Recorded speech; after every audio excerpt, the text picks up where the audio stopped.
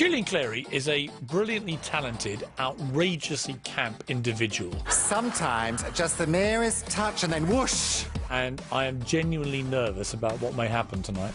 Please don't touch me. I expect Piers will want to know about my wild youth. Oh, stuck where the sun don't shine. Julian Clary got a girl pregnant. And I'm not joking. I inadvertently touched her left breast. But he's also had tragedy. His boyfriend died of AIDS. He also nearly committed suicide. I'm excited, but with some trepidation, because it's a step into the unknown. I fear that tonight's life stories could be an innuendo fest. I have to sit opposite Piers for an hour, and it's a long time to be probed by anyone.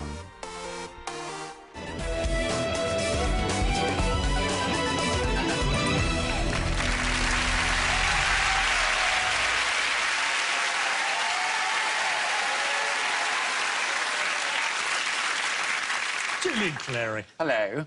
Now, look, some performers are called a national treasure, but I understand you've coined your own version of that phrase. National trinket is what I call myself, yes. What does that mean? What is a trinket? Well, a trinket is something trivial that you play with that's of no real value, isn't it? But you could be very fond of. You're obviously a fan of the double entendre. I mean, some would say you're the modern-day Sid James in that respect. Sid James? I mean, there are a few differences, but he loved the double entendre too. I mean, you are a fan of that genre, aren't you? Yes, no, I like playing with words. I always have. What are your favourites? The favourite double entendres? Well, you know, I like a warm hand on my entrance. It's always been a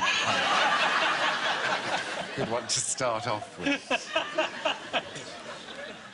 I hear that when you appear on television, you always like your best side to be facing the camera. Yes.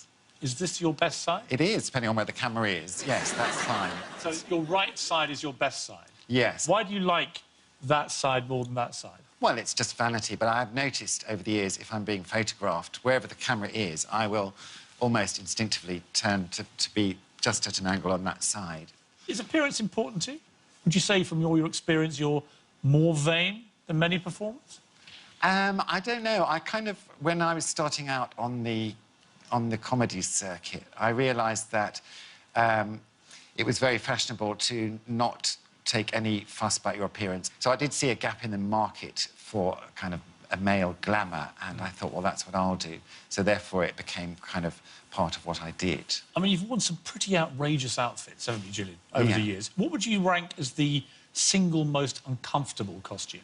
Well, rubber isn't very comfortable because you...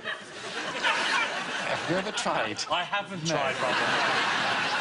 Yeah, I used to wear rubber shorts and a rubber vest, and it was very practical in that you don't have to iron it or anything. You just rinse it under a tap when your business is done.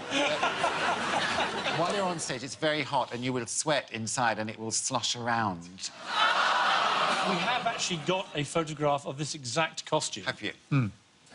Oh, that's one of them, and that was actually quite ventilated because I had, you know, holes for the nipples, and that was... You'll be unsurprised to hear I've never experimented in this particular range. Well, it's never too late. I would shocks I could send you to. Now, on one stage appearance, you were wearing a pair of rubber shorts, but there was an accident. There was. This was at the Edinburgh Festival. The shorts split on stage, and I didn't have another pair. Luckily, there was a man in the audience who had a bicycle puncture repair kit. Let's look at the picture of you in this particular outfit that I just mentioned. There we are. That's the one. That's the very one, yes. What do you call that look, Julian? Well, it was sort of fetishy, isn't it? I used to get booked to play at fetish clubs because of that photo, really, because of the rubber. And they were expecting all kinds of goings-on with, you know, dildos and goodness knows what. And really, all they got was me. I'm looking at you tonight, and I'm seeing a respectable, middle-aged, very smartly dressed businessman, you know? What's happened? What happened to Bondage Guy? It was of its time, you know. I don't think we really want to see a 54-year-old homosexual sitting in front of you wearing rubber now. I think, you know, it would be undignified. Possibly not. I don't want to be committal at this stage. I think one evolves, you know, and that was that phase, and then this is now. You're now in your 50s, which I mean, you look great. Have you had any help on top of nature's good wishes? I'm very keen on colonic irrigation. Are you experiencing that this evening? I think that keeps the skin fresh. Any Botox? No nips. Oh yes, Botox. Come Yeah. on, yes, you get it delivered with the milk where I live. Only a little sousson, because I understand for this show it's important that your guests have to cry at some point. It's almost obligatory, yeah. So I didn't want, you know, the full wind tunnel look. And whenever you want me to cry, you just tap me on the foot. And I will oblige. Did you cry to order? It's in the contract. Julian, you've had a career lasting 30 years. Let's find out how you unleashed your comic talents on an unsuspecting nation. Hello, Julian Clary. Julian Clary, the king of camp comedy. He's a total original. There's nobody like Julian. Oh, a gingham shirt. Is it a cry for attention?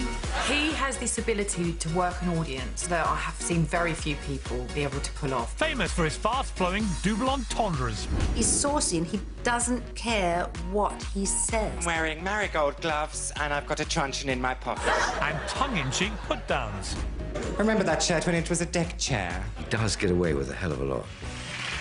Julian got his big break on TV in 1987, performing as his stand-up act in Joan Collins' fan club on the cult comedy show Saturday Live. One of the briefs of Saturday Live was to present people who'd never been seen before. So there were loads of people that made their very first appearance. Please welcome the excellent Joan Collins fan club. Let's do it. Nobody quite knew what to expect. Out of the back came this vision in PVC with a dog. This is Fanny the Wonder Dog. Fanny, take the weight off your slingbacks, please. Once Julian appeared on the show, people thought, this is a major star. I don't care. It was a complete maverick act, completely different to everything else that was on that show. The appearance catapulted Julian and his innuendo-laden humour into mainstream TV. I'm sitting on my sound box here. Oh, stuck where the sun don't shine. He's outrageous. He's Julian Clary. By 1993, Julian was in huge demand and a household name. People wanted him on their shows because he was always likely to say something that pushed the boundaries. He was invited to present an award at the prestigious British Comedy Awards, broadcast live to 13 million viewers. There he was, and he had to live up to saying something comical and witty. Got, 60 seconds, basically, in which to make an impact. And, oh, my goodness, did he make an impact. Also among the guest presenters that night was the former Chancellor of the Exchequer, Norman Lamont. The mere fact that Norman Lamont was there at the Comedy Awards, this Tory MP, was ridiculous anyway. To not expect someone like Julian Clary to pick up on that would have been absurd. It was here where the risque humour that Julian had become famous for was about to backfire. As a matter of fact, I've just been... What Julian Clary said was that he was committing some sort of act with Norman Lamont and at the extreme end of activity, let's say that. Well, it was amusing. I didn't know what it really meant, but I thought it was amusing. It had to be explained to me. Everyone in the room was killing themselves with laughter. They probably expected to be rude, but I don't think anyone would go as far as he went with what he said. As few as 8 people complained, but in the press, the knives were out. The headlines the next day after the awards show were all about Julian's filthy mouth and how his kind of comedy shouldn't be seen on television at all. Your major aim is, how do we get out of this with as little damage as possible? The channel was forced to make an on-air apology. He didn't go out, intending to cause all that controversy. I think he just thought he was being funny. It was really kind of an ultimate example of one of his funniest jokes. But at that time, it seemed like it might be the end of his career. His work started to fall off. We did decide we wouldn't have him on live again for a while.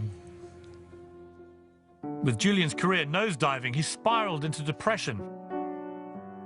I think we were all worried about him because he would disappear and not answer his phone. He'd be pretty depressed and everything. It just wasn't him as a person.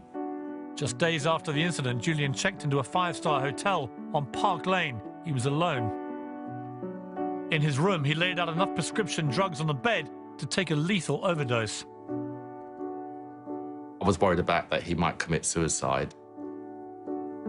In the end, Julian decided he couldn't go through with it. If he had done that, then it would have just been, you know, too painful not to have him around as a friend. Wasn't a good time in his life. He's quite a loner when it comes to dealing with his own emotions, you know, if he's down. It was interesting to me watching yourself in the build-up to the joke. You weren't cracking even a smile. It was almost like it was bringing back pretty bad memories for you. The fallout was pretty catastrophic. And then we know that you went to this hotel and you were clearly, in your head, partly thinking, maybe I should just end it all. Why? Well, it was nothing to do with saying something rude and then, you know, being infamous for that. That wasn't why I was depressed. There were lots of other factors. And I think you know, when I said what I said on about Norman Lamont, it was a joke that occurred to me that evening, and I thought it would get a laugh. But for those in the audience who don't know what it was, what was the joke? OK, well, just where you cut, I said, as a matter of fact, I've just been fisting Norman Lamont. Anyway, it was what it was, and I took the consequences for that. When you were in that hotel room, though, what was going through your mind? What was the reality? I was having sort of anxiety problems, and it was manifesting as a sort of day-long panic attack. It's very hard to describe, but I was so kind of worked up that I was prescribed Valium for during the day and Rohypnol to take at night. So I was, you know, I was in a sort of altered state, and my judgment wasn't right at all. And I remember I'd been driving around, and I did check into that hotel, and I did get all my pills out. And I thought, well, I'll just lie down for 20 minutes before I take this major step. And then I fell asleep, or I thought better of it. When you woke, how did you feel then? Time for another Valium, I think, is probably what I thought. But no longer remotely suicidal? Oh, no, I was glad. I was very relieved that that hadn't happened. The papers called you disgusting and obscene. It was probably the most vicious attack you'd had to endure. You'd had a few digs, but nothing quite as sustained or widespread as the reaction from the media. Was that disconcerting to you, or were you able to handle it? What did you feel when you saw the headlines? I didn't like it. No, I know I didn't like it. Your parents said in the VT they didn't understand what you said. Have you ever explained what you said to your parents? No, you've got a funny idea of what I talked to my parents about.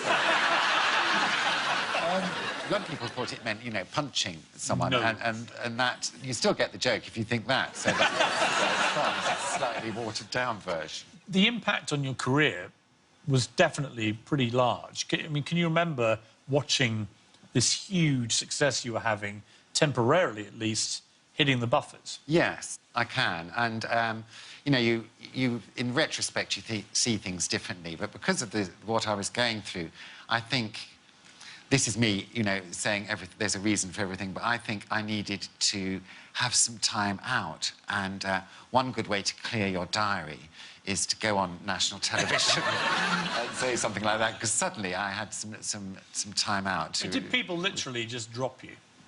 I think that, yes, I think there was a bit of that.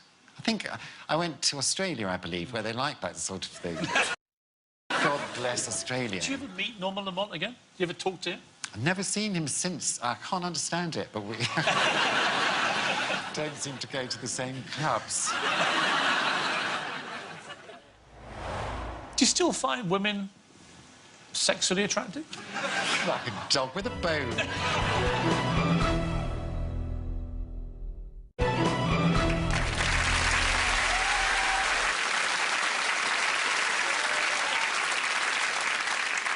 You were born Julian Peter MacDonald Clary in London. You were named Julian after your mother's favourite monk.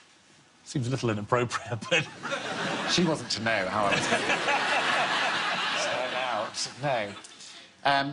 Yes, my mother knew a priest called Father Julian Stoner, who used to, during the war, say Mass in my grandparents' house. And when I asked her why I was named after him, she said he was the kindest man she ever knew. So that seemed a good reason as any. Your mother, Brenda, was a probation officer. Your father, Peter, was a policeman. You had two older sisters, Frances, or Frankie, she's known, and Beverly. Do you have a pretty happy family life? It seemed like you did. Yes, it was. We laughed a lot, you know, and it was sort of very pleasant suburban upbringing.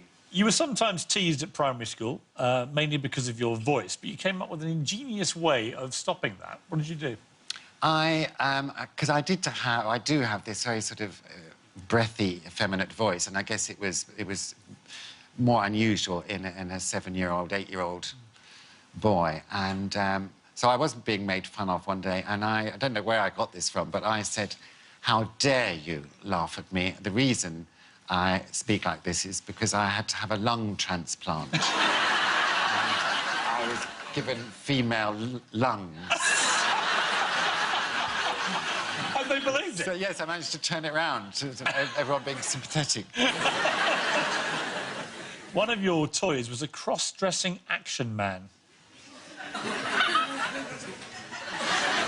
Readily available at the time. What would he wear, your action man? Well, you see, I had an action man. He comes with one outfit, which is khaki. And I would stay with envy at my sisters, who had Cindy dolls, and they had a whole box of fabulous clothes. So it was, you know, it was very simple simply to try him out on whatever outfits. I think he looked particularly fetching in gingham, as I would. Your family belonged to the Catholic Church, and when you were 10 years old, you became an altar boy. It was fabulous. I used to very much enjoy being an altar boy, and the robes and the dressing the up cassock you wore. and the candles and the highlight. You know, if you were really lucky, you would be chosen as the one who would ring the bell at the transubstantiation, which in the Catholic Church is the very important moment where the bread is turned into the body of Christ and everyone bows. So I was very good at doing that. Can you think of almost any scenario in your life that you don't turn into a slightly sexual turn? No. This audience are making up their own jokes. That was actually... The bells thing was like that, and it had to think, that is exactly what... Julian, let's find out how the boy from the suburbs burst out to become a television star. As a schoolboy, Julian stood out from the crowd.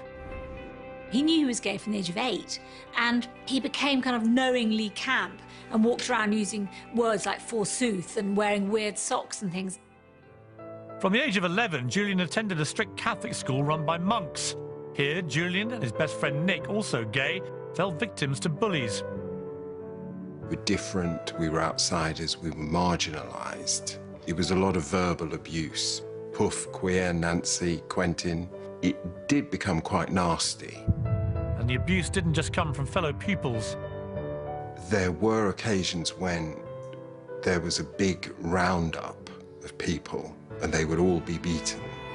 They'd have to line up and to get a beating out with a cricket bat. He would always try and be the last one because by the end of it, he would hope that the teacher was quite tired. He didn't say anything because it was so difficult to explain.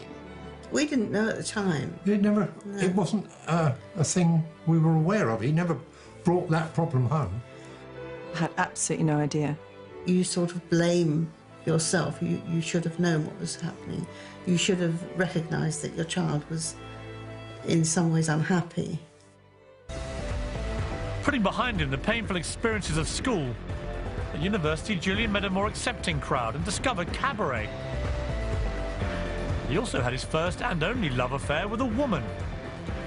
I knew Julian when he was straight. He was having a relationship with a woman for a start. He was open to any kind of relationship, as long as it was a good, worthwhile one. After several years, the relationship ended. I think he was just doing what was expected of him. And I think he probably was sort of in love, but I knew it wasn't right. As he became famous for being one of the few openly gay comics on British TV, Julian's unique humour was a big draw. Can you hear me at the back? Yes. You're receiving me at the rear, that's good. In 1989, Julian landed his first presenting job, co-hosting the game show Trick or Treat with Mike Smith. We didn't put Julian Clary on it because of a statement. We just thought he was a good entertainer and would be a bit different.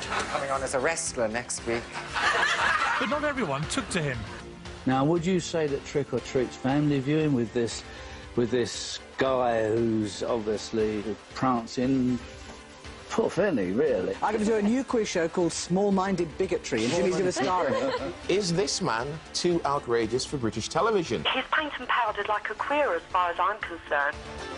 Despite the backlash, Julian remained in demand. Look at your hair, it's an outrage. He also met his soulmate, Christopher. Christopher was a very gentle, nice person. He was a good partner with Julian, very good. Soon after they met, though, Christopher broke the devastating news that he was dying from AIDS. Doctors had given him just 6 months to live. Very difficult time for Julian because we knew what was ahead.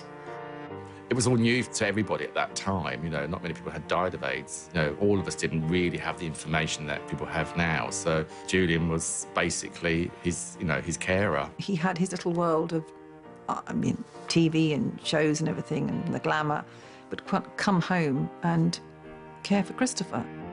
Christopher died in the summer of 1991. I think he was a bit lost after Christopher died. We knew he was in pain. It was a hard time. He put one foot in front of the other, and it was hard. How did you find out that Christopher had AIDS? Oh, he told me. He didn't know when I first met him. Then he disappeared for a while, and I wondered what had happened to him. And that's what had happened. And in the early 90s, AIDS was a lot still being learned about it, but it was a very sort of terrifying word that was being bandied around in the media, and it seemed like this awful thing. Did you know much about it? Were you informed about AIDS at the time? No, I mean, no one. I mean, the doctors that were treating him were not very sure how to treat him, you know, and he was given so many drugs, you know, this sort of concoction of drugs. And I don't really think Christopher or I particularly wanted to know too much, you know. I mean, he was very ill, and I was looking after him, but he was very cheerful about it. He used to laugh a lot. I remember when he was given 6 months to live, he'd been to a hospital appointment, and he'd asked them how long, and they said 6 months. And he just laughed, because it seemed so inconceivable. And how did you react? Oh, I laughed with him, because there he was standing there, you know, and the thought that how dare they tell him that he only had 6 months. In fact, he had 9 months, so they were wrong. And that was quite important to Christopher. Was he the first sort of proper love of your life, would you say? Yes, yes. And you were this extraordinary carer to him. Friends of yours have said to us that you just looked after him right to the end with incredible love and care. But a devastating thing to happen to you in your life. Well, it was a great privilege, actually, to look after someone. It was a great privilege to look after him anyway. But he didn't want to stay at home and be ill. He wanted to travel, and so we went to the Maldives, and we went to Portugal, and we went to New York, and we went to Mallorca, so... What kind of man was he? I can't talk about that. He was very nice, very funny. You've just tapped my foot, obviously. You scattered his ashes in Portugal, one of the places that you'd been together and enjoyed together as a couple. I was told it was quite a humorous moment. The urn was picked up by the X-ray machine at the airport. There were lots of humorous moments. Christopher would have been very... I could hear him laughing, you know, the urn was being, yes, doing the X-ray, and I had to explain what it was, and I had to open it because they thought it might be drugs, and there was ashes. And they actually took the lid off and looked at a few to confirm that this wasn't cocaine. You could find that funny even in its dark place. Well, I thought it was funny. My dead boyfriend. And then when I went to... I thought I'd do a sort of ceremony on the beach, and I put candles and incense, and was having a sort of spiritual moment, and it was sunset. And I turned round, and there was a man masturbating behind me. So that was quite funny. And then when I finally stood on this rock with the wind, and I thought I'll throw them, and I did throw the ashes like that, and the wind changed direction, and they came back at me. Do you think he would have enjoyed all that? Yes, of course he would, yes. He would have been howling. We saw in the VT there that you had this relationship with a woman. Were you in love with her as a woman, or were you confused then about your sexuality? No, I understood all about heterosexual sex and how complicated it is. Why is it more complicated than homosexual sex? Because the female body is peppered with erogenous zones. And they all have to be stimulated and twisted and licked simultaneously if any kind of lift-off is going to occur. I see. And I was very, very good at that. Were you in love with her? Looking back, do you think? Was it real love, or...? Yes, it was at the time. Of course, she didn't have a penis, which was ultimately a drawback in my line of business. But I won't make light of it. It was what it was, you know. After you split up, you discovered something, which must have been a bit of a shock. Tell me. About her.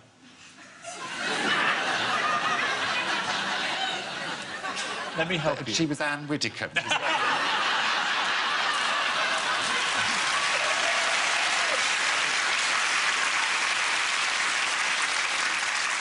You discovered that she had actually fallen pregnant.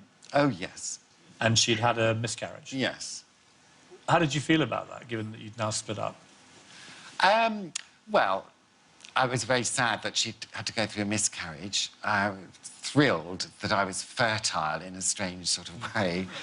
And I couldn't help imagining, you know, that what that child would have been like. And because now it would be, I don't know... 35. 35. It'd be marvellous, wouldn't it? It could drive me round and do the shopping.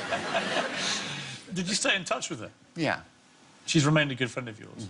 You've suggested that when you see her, and this is your quote, your heart still races and you imagine a life other than the one that you have lived. Well, because she is unique in that she is the one woman that I had that sort of relationship with. So, yes, one does ponder these things.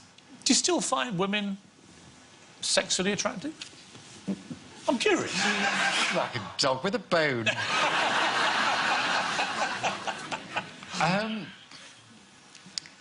No, there's no stirrings. You couldn't imagine ever having that kind of relationship with a woman again? No, I think I know what I like. You also considered fathering a child with a lesbian friend at one stage? Yes.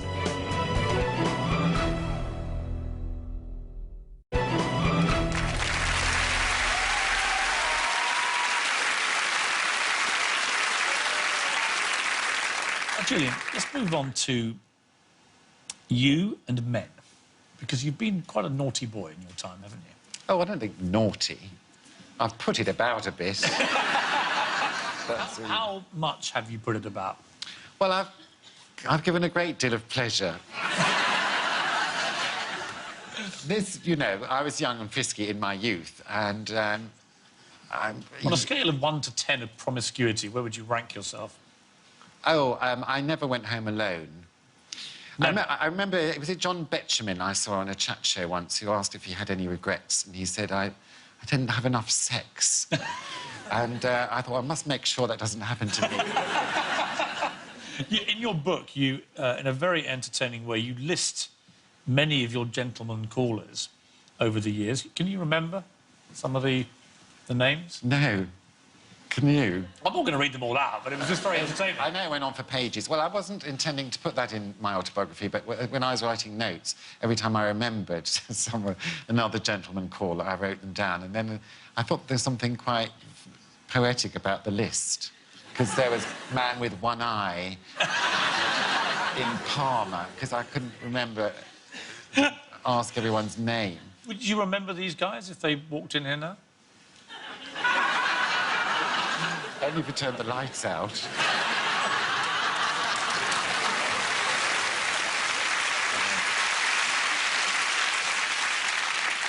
Did you have a type, preferred type of male? Breathing was definitely important. No, I wasn't very discerning. In your book, you said you specialised in Spanish, Italian, Greek and French men. Yes, I had a taste for the exotic. Julian, you've been cast into the wilderness by TV bosses, but it was time to make a comeback. After 3 years largely off our screens following his British Comedy Awards faux pas, Julian returned to primetime TV. His new show, All Rise for Julian Clary, saw him back doing what he does best. Oh, that's kind. Thank you. I feel all moist. Quite a weird format based about him being the judge, accompanied by Jim Whitfield as kind of like camp assistant. It was lovely to have him back again. I inadvertently touched her left breast. Doing what he does best, which is dealing with punters. It was a formula that worked. You want me to sit closer? Please don't touch me. He was happy to be back on TV, but I think he was also aware of the fact that he had to be grateful that he was back on TV. The TV offers soon came flooding in for Julian, and he quickly moved from being shock comic to light entertainment star. Oh, no, there's been a mistake. It's all over your man-made fibre. He's not just a stand-up comic, but he's brilliant at doing quiz shows and all of that because he actually likes, you can see he loves members of the public and members of the public love him. You're a very modern couple, aren't you? Yes. And you're wearing a pleated skirt. Watch it. I think the audiences know that he doesn't really mean it when he says those outrageous things. Now live, a brand new game show. Julian was suddenly allowed to be live on a Saturday night. He was trusted again. You might well woo. I think that was a big breakthrough. Good evening and welcome to Have I Got News for You. I'm Julian Clary. You look at his CV, it is remarkable. He has done everything on every channel. He's been at peak time, late night. Would you, with Prescott? Well, you know, if the lights were out. Now commanding huge TV audiences, Julian's return to the limelight wasn't always plain sailing. In private, he frequently suffered from panic attacks. I think the worst panic attack he had was on television in a TV studio. I really felt for him that day. Are you all right? I'm just having a little turn. Turn meaning do you not feel good? Kind of panic attack turn. How do you get out of a panic attack? Or do you just have to sort of live through it and then you come out the other end? You can talk yourself out of it sometimes. Sometimes you can't. He's a big, well-known bloke, and you don't consider him suffering from anxiety or anything. I feel better if I went off for 1 minute. All right, go off. But I think breathe. Okay. Breathe deeply. He doesn't really put himself in those situations anymore. Those days have gone. By the late 90s, as he was riding high again on TV, Julian was about to hit 40 and started to think about another role in life. I mean, I can't pass a child in the street without going all gooey and getting a twitching in the nipple region. and I was feeling the need to father a child. In his 40s, he was quite, you know, talking about it quite a lot, and adopting children, and he was getting pretty broody in that period. I think he'd make a really interesting and unusual parent, but also a very good one. He loves looking after people. He rescues people all the time. It would make total sense that he would love a child to nurture. He often has talked about, not recently, but over the years, quite often, yes, he would have liked to have done. His parental feelings have been channeled into his caring for his animals.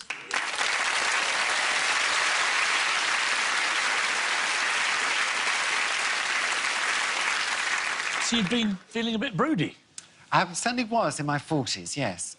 I think it's inevitable. You get to that age, and if you haven't, you just kind of wonder what it would be like.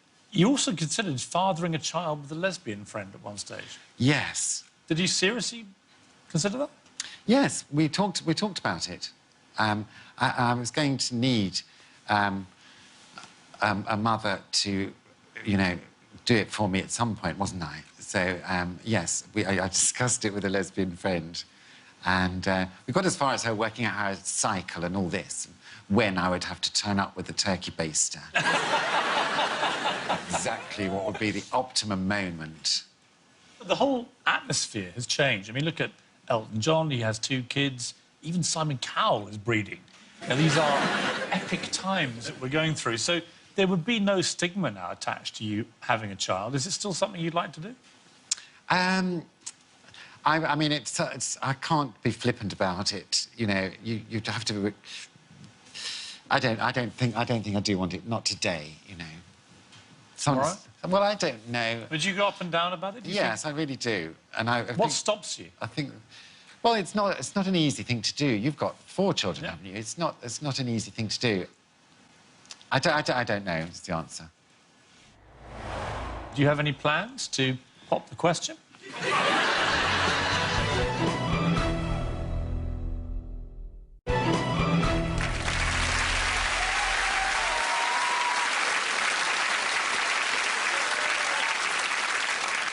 As well as being a comedian, you're also a best-selling author. Do you prefer writing or performing? Well, they're both so different. I like to do a bit of both. I like to divide my life up. So if I spend 6 months at home writing a book, that satisfies one need. But by the end of it, I'm just desperate to go and stand on stage and get a laugh. You know, that sort of immediate response is necessary to me. I'm told that one of the royals has your novel, Murder Most Fab. Really? Yeah. Which royal? Prince Charles, apparently. Oh, I've always liked him. Such a charming, well-dressed man. Does he understand some of the filth that's... He's been around the block. Oh, I must send him my back catalogue. Nearly 30 years since you first appeared on our TV screens, you've had a whole new generation of fans and admirers. In 2004, having conquered TV, Julian became a West End star, taking lead roles in the musical Taboo and later Cabaret. Every time he comes on stage, the atmosphere in the theatre changes like that, because he is the star attraction. And with Panto, Julian has found the perfect crowd for his comedy. I'm the genie of the lamp. The highlight of my Christmas is seeing Julian in Panto. How did you get here? Well, you must have rubbed the lamp, mustn't you? Sometimes we find it doesn't take much of a rub. Sometimes just the merest touch and then whoosh. First night of our panto, it snowed, and he came out and said, "Hello, do you know what I am? I hear the 6 inches outside the stage door." He slipped in naughty innuendos all the time. I'm in the wings going, "Oh, how does he get away with that?" Julian's also gone back on the road, performing to packed houses with his most ambitious one-man show to date. His latest one-man show is about trying to find a husband. He pulls very poor, unsuspecting people out of the audience and then interviews them. For one of you, life is going to change overnight. You won't be able to walk in the morning. And eventually he chooses one and marries them on stage. Thank you, and to think, by 2015, this won't all be a fantasy. It's quite something. The theme of the tour was Julian looking for a life partner. But offstage, he'd already filled the position with Ian, who he has been with for 9 years. I really approve of Ian. I think they work very well together. Julian's very happy. I've never seen him happier than at this time of his life. Ian doesn't annoy Julian, you know. A lot of us do annoy him. The King of Camp has also gained the new title of Lord of the Manor at his country pile in Kent. He's very sort of like a country gentleman now. He's got his chickens and his hens. He's given the chickens names. One's called Kirsty and the other one's called Maureen. It's a real contrast to his life in London. Julian won an army of new fans when he was crowned reality TV champ on Celebrity Big Brother. Not in a million years would he have thought that he'd win. I think he would have been genuinely shocked. You've made a 53-year-old homosexual very happy. What? You're a homosexual? I think it's been a brilliant thing for him. It's given him a little boost of confidence. He has this tremendous likability. Julian is a unique performer. Poor Justin spent 20 minutes combing his hair this evening, and then he forgot to bring it with him. He can do a show that might seem a bit cheesy and bring his own unique personality to it. Does he learn from his mistakes? I hope not.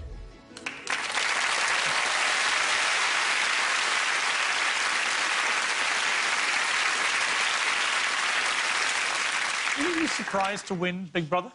Was I surprised? Yeah. Yes, I'm very surprised because I don't never win anything. That was the main thing. So, Why did you do it? Oh, for the money. 20 years ago, you got kicked off TV for a bit. You're now regular back on family entertainment shows.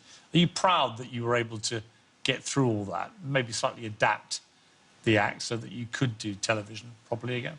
Yes, I suppose so. I mean, nothing was planned one way or the other in my life. You know, you just kind of go with the flow. But I know that I'm very tenacious. So if I want to, you know, if I want to achieve something, then I will keep going on and on and on, I'm afraid, until I get what I want. You've been in a relationship with Ian now for 9 years. Where did you meet Ian? On a yacht in Ibiza. Was it instant attraction? No.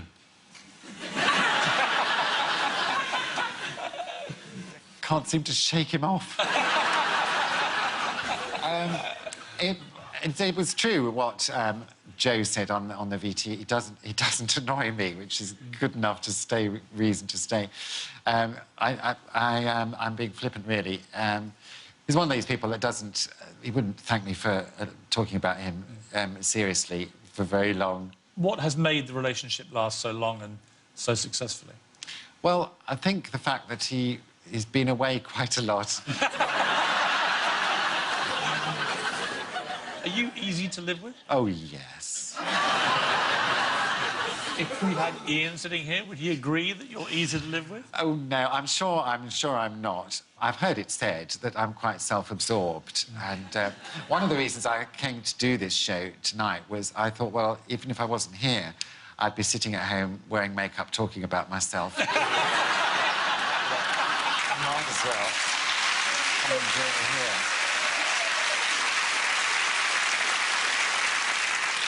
Same-sex marriage is rapidly becoming not only legal but fashionable. Do you have any plans to pop the question? I'm very keen on gay marriage. I think it's a very symbolic step, and I don't know about myself. I don't know about us. I think I'll wait till I'm asked. I mean, if Ian went down on bended knee and popped the question, would you say yes? Because he's about to. I would like to slip my finger into his ring.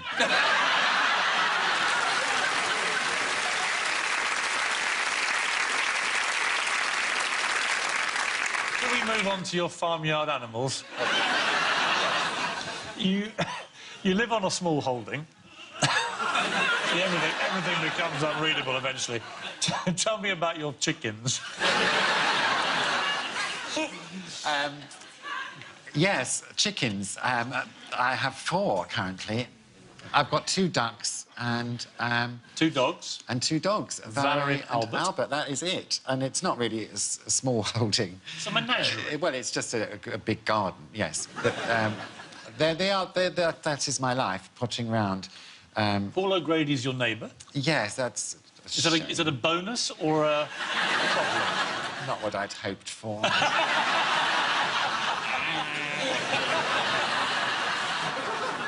If you had the chance to write your own epitaph, what wording would you choose?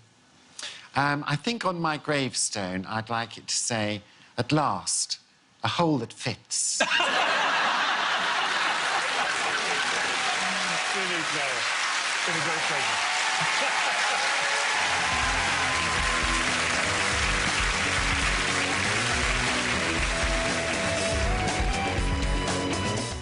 It's a love and heartbreak theme for the remaining 11 as they sing to avoid the flash vote in the X Factor tomorrow night at 8. Looks like there could be some changes on the cards when an opportunity presents itself to Alfred. That's Downton Abbey, Sunday night at 9. The ITV News is next.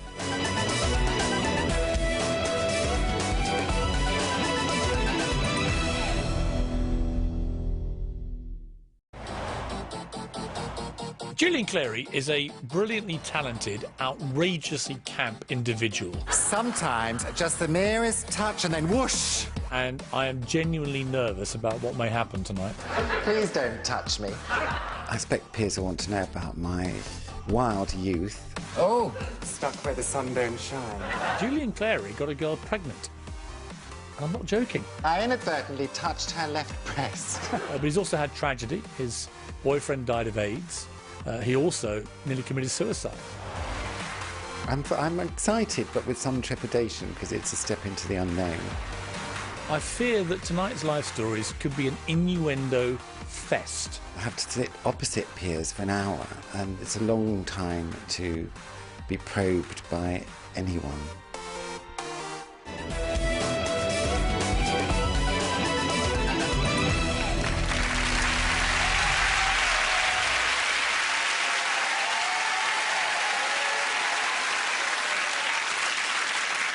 Julian Clary. Hello.